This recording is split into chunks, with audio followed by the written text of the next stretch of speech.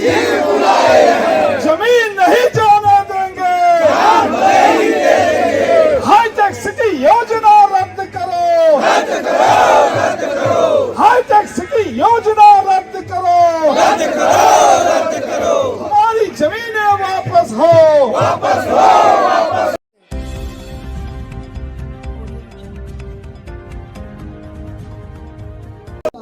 नमस्कार साथियों, मैं मनोज सुराजी स्वागत करता हूं आपका मिनी संसद के मंच पर। हम हैं जंतर मंतर।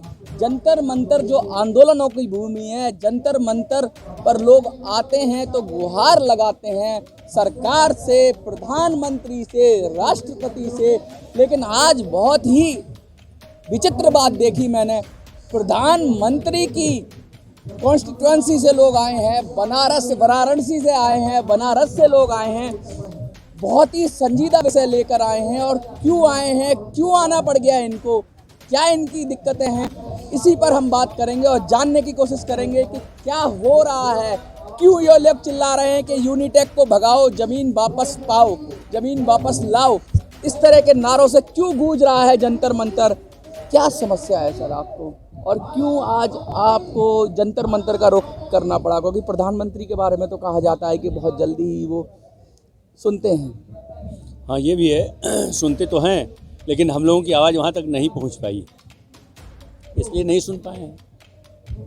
आपकी आवाज़ तो हम ये आपको गारंटी देते हैं कि प्रधानमंत्री तक पहुँचा देंगे, लेकिन आवाज़ में क्या समस्या है आपकी? मतलब क्या कहना चाहते हैं, क्या विषय है पूरा?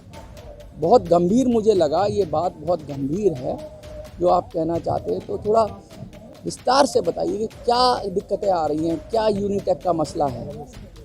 आप पहुँचा देंगे तो समझ लीजिए हम लोगों की मांगें भी पूरी हो ही जाएंगी निश्चित रूप से। रही दूसरी बात जो आपने पूछा कि समस्या क्या है, 2005 में उत्तर प्रदेश में समाजवादी पार्टी की सरकार थी, केंद्र में कांग्रेस की सरकार थी।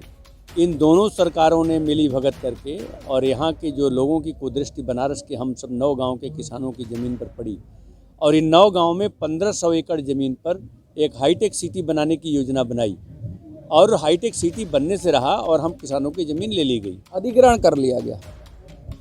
2 प्रकार के विषय हैं, एक अधिग्रहण है, एक परचेज है, खरीदना है। स्वेच्छा से बेची थी? हमारी बात सुनिएंगे, आपको पूरी बात मैं बताऊंगा आपको। 4/17 लैंड एक्विजिशन एक्ट का गजट कर दिया गया। अच्छा।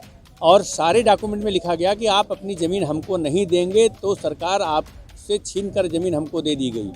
ये बताइए किसानों के लिए दहशत और दबाव बनाने वाला विषय था कि नहीं था? बिल्कुल विषय है। इसी दबाव और इसी भय से किसानों ने अपनी ज़मीन दी। दूसरा, अखबारों में इश्तहार दिया, मेरे पास उसकी कॉपी है, अखबारों में इश्तहार दिया कि अगर आप हमको ज़मीन देते हैं तो मैं आपके क्षेत्र का चौमुखी विकास करूंगा, जिसमें आपको खेल का मैदान दूंगा, आपको कॉन्वेंट स्कूल दूंगा, आपको कॉलेज दूंगा, आपको पेयजल की सुविधा दूंगा कीटाणु रहित, आपको 24 घंटे बिजली की आपूर्ति दूंगा, आपको उद्योग दूंगा, आपको यहाँ तक कह दिया कि अच्छी चिकित्सा सुविधा के साथ आपके लड़के को नौकरी दूंगा। लेकिन हमको कुछ नहीं मिला। 5 साल के भीतर योजना पूरी करनी थी, इस कारण से कि हमको नौकरी मिलेगी, हमको ये लालच दिए गए थे और पूरा वातावरण इस तरीके से बनाया गया कि ये आप झांसे में आ गए। आप झांसे में आ गए। ये सरकार की ही योजना, ये मैं जानता था। और अजगर की तरह जमीन आपकी निकल ली गई। हाँ, और सारे डॉक्यूमेंट में ये लिखा हुआ है कि सरकार ने हमको अधिकृत किया है, यह सरकारी मशीनरी के हिसाब से काम कर रहे थे। तो इसमें अधिग्रहण में और बैनामे में बहुत अंतर नहीं है। एक तरीके से ज़बरदस्ती अधिग्रहण ही था, हमको सामान्य सा रुपया दे कर। आज ज़मीन की कीमत में कहीं मुझे लगता है दलाल भी आ गए। अरे दलाल आ गए कि ज़मीन की कीमत तो 50 गुना बढ़ गई। जो ज़मीन 20,000 रुपये विषय की ली गई हमसे, आज वो ज़मीन 40 लाख रुपए विषय है। और उसके बीच में जो यूनिटेक कंपनी का सारा मामला सुप्रीम कोर्ट में रॉबर्ट वाड्रा वाला ही मुझे कुछ मामला लग रहा है, उसका भी लगभग ऐसा ही मामला था।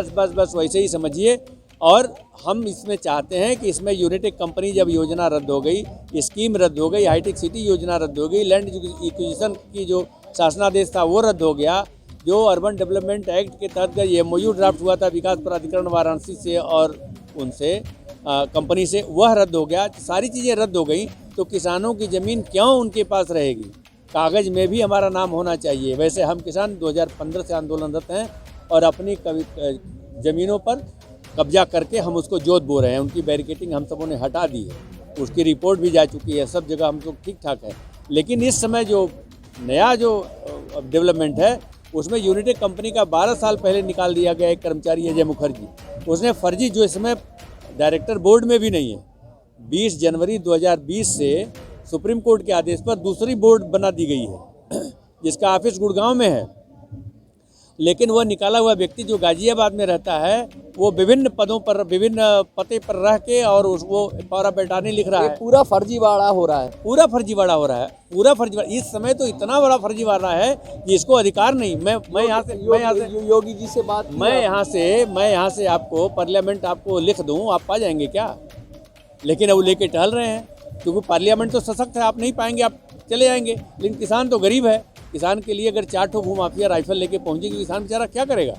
वो तो अपना परिवार जिलाने में व्यस्त है और वहाँ धमकी दी जा रही है। योगी जी का तो बड़ा सुना है कि वो बुलडोजर चला देते हैं जो लोग। योगी जी का सुना है, हम सबों को भी परम विश्वास है, उन्हीं कानों तक बात पहुँचे। हम सब लगातार चाहते हैं वहाँ के स्थानीय नेता, स्थानीय जो वहाँ के अधिकारीगण हैं, वहाँ तक बात नहीं पहुँचाते, हम सबों कोई बात नहीं हो पाई। इसीलिए हम सबों ने जंतर मंतर का सहारा लिया। यहाँ आप सब जैसे मीडिया के बंधुओं का साक्षात्कार होगा और उसके माध्यम से, जैसा पहले आपने कहा कि हम तो आपकी बात पहुँचा देंगे, तो हम फिर वहीं आते हैं कि अगर आप पहुँचा देंगे तो निश्चित मानिए कि मोदी जी, योगी जी इतने संवेदनशील हैं कि हमारी मांगें भी पूरी होकर रहेंगी, मैं जानता हूँ। देखिए, बहुत ज़्यादा भरोसा है, बहुत, क्योंकि ये बनारस से आए हैं। बनारस का लहजा अपना अलग होता है, बनारस की बात अलग होती है, बनारस के लोगों में मिठास होती है। लेकिन आज इनकी मिठास, इनके मिठास को कोई छीने जा रहा है, जालसाजी किए जा रहा है, किस तरीके से इनको तंग कर रहा है। और मोदी जी की लोकसभा क्षेत्र है, उसकी बात है तो बात बड़ी गंभीर हो जाती है। गंभीर इसलिए भी हो जाती है कि हजारों करोड़ का बजट जाता है उस जगह के लिए, विकास के लिए। वहाँ भी अगर कोई चीज़ प्लान की जाती है वो नहीं होती है और उसके बदले में इनकी ज़मीनें बिक जाती हैं और उस पर दलाली शुरू हो जाती है। तो सरकार को इसको भी एक घोटाले की तरह ही लेना चाहिए। क्या आप इसको घोटाला कहेंगे? एकदम घोटालों का, जबरदस्त घोटालों का सिरमौर है। और वो भी जैसा आपने कहा कि प्रधानमंत्री जी के कॉन्स्टिट्यूंसी में, और कॉन्स्टिट्यूंसी में भी 5 विधानसभाएं हैं। ये सेंटर की विधानसभा है, केंद्र की विधानसभा है, ये बीच में पड़ती है। वहाँ इस तरीके की बातें हो रही हैं, ये बहुत दुखद है। ये खबर बहुत बड़ी है। मुझे लगता है प्रधानमंत्री जी, अगर आप सुन रहे हुए हैं, अगर आप देख रहे हैं तो इनकी बात सुनिए, इनके मामले का निपटारा करिए, योगी सरकार को बोलिए, जैसे भी हो इसको। और आप कुछ मैसेज देना चाहेंगे? अगर लोग जो देख रहे हैं आपको और जो भी देख रहे हैं तो उनको क्या कहना चाहेंगे? हम सारे लोग, जितने लोग देख रहे हैं, हम लोगों ने यहाँ पत्रक भी बांटे हैं और आप मीडिया बंधु सबसे यही आग्रह करते हैं कि हमारी बात वहाँ तक पहुँचाई जाए। देखिए, इनकी बात को पहुंचाया जाए, सरकार तक पहुंचाया जाए। अगर सरकारी मशीनरी सुस्त होती है, क्योंकि मोदी जी के बहुत व्यस्त कार्यक्रम होते हैं, असल में तो उनके पीए और मशीनरी ही देखती है, तो उच्च अधिकारियों तक भी ये बात पहुंचे और मोदी जी तक भी ये बात पहुंचे। इसके लिए हम सब की जिम्मेवारी है, इसको ज़्यादा से ज़्यादा लोगों तक पहुंचाएं, शेयर करें, चैनल को सब्सक्राइब करें। मैं मनोज सुराजी, जंतर मंतर से। जय हिंद, जय भारत।